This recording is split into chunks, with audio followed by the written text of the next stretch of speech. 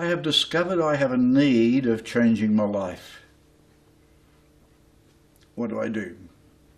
Well, for me, it was a long time ago, 40 years ago, I began learning this, to change my thinking. The first change thinking was, for me, Christian conversion. It needn't be that way. For some people, it's to change their behaviour, i.e., stop drinking alcohol, stop smoking. Find a new way to manage your own behaviour. But always, if we can talk to a reliable and trusted friend who has been there, someone who can encourage us, someone who can not just give us self-help books, but enable us to live them, to take the printed ink off the page. We need fellowship, we need togetherness, we need understanding to be able to do that. And so you might be able to talk to a social worker, minister, or somebody who has had practical experience of making profound changes in their life. Not just doing it legally, just decide to do it and do it.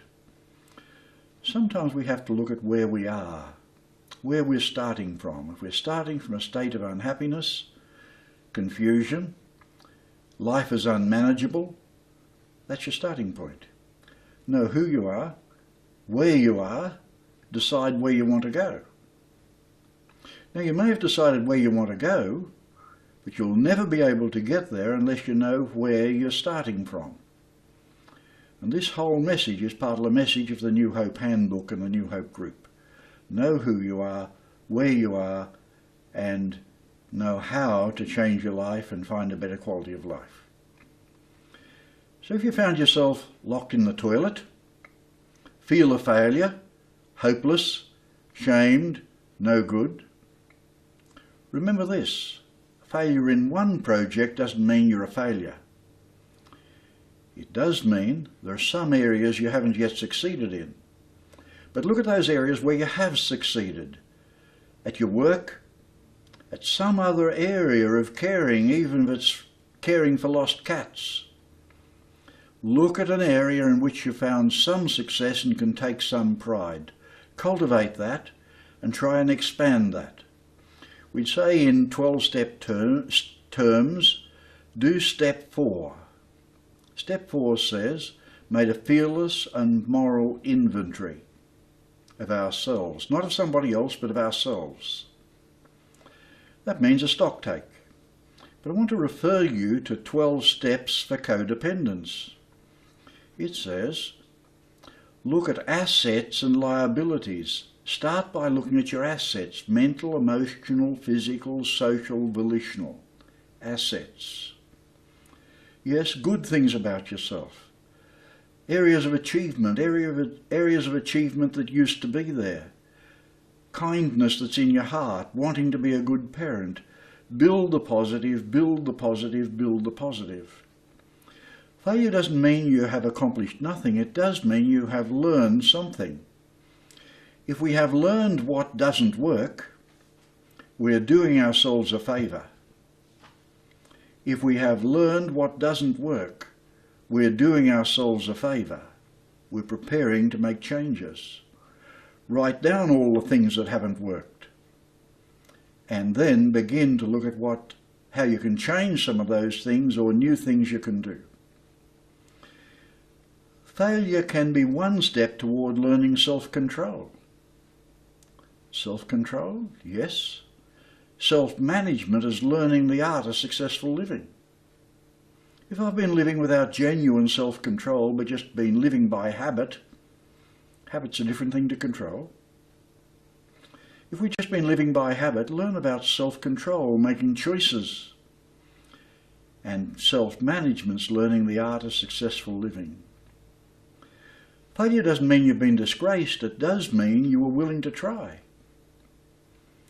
Yes, so often we try and think we've tried everything. The only thing we haven't tried is the opportunities that'll come from talking with others who've tried, that'll come from talking with professionals who understand and look at sophisticated programs that we can adapt in very ordinary ways for ourselves.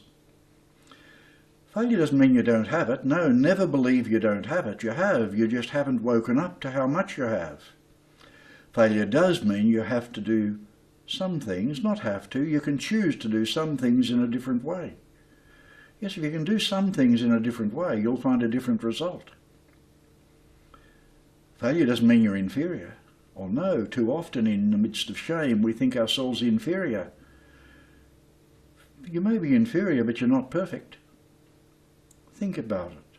You may not be perfect, nor are you inferior. You're a worthwhile person deserving of pride. You're a special human being. You're unique. Nobody can take your place.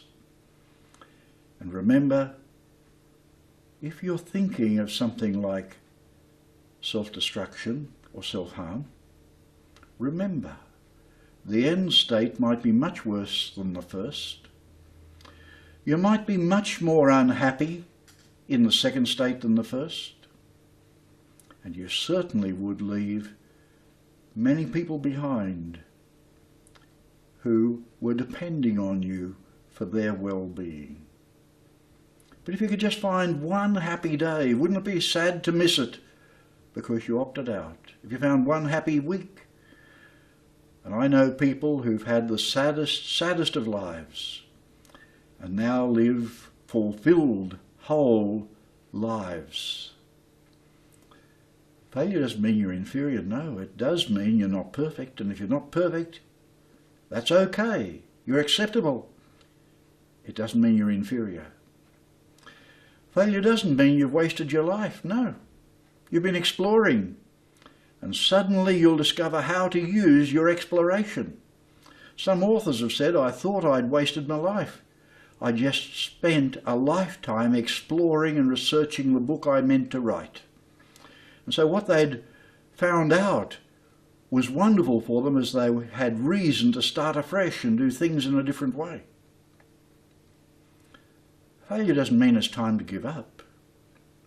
It does mean you can do things in a different way, try another way, numerous ways, 3 or 4 new ways. Surprising how you'll succeed in some of them. Failure doesn't mean you'll never make it. It does mean it'll take a little longer. Yes, a little longer, but you've got today. Use today wisely. Failure doesn't mean God has abandoned you. It does mean His ways may be more opportune than ever you thought if you begin to explore them.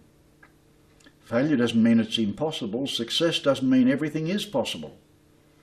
If you're a wise student of life, you may learn to understand both success and failure can be your teachers, teaching you many new things.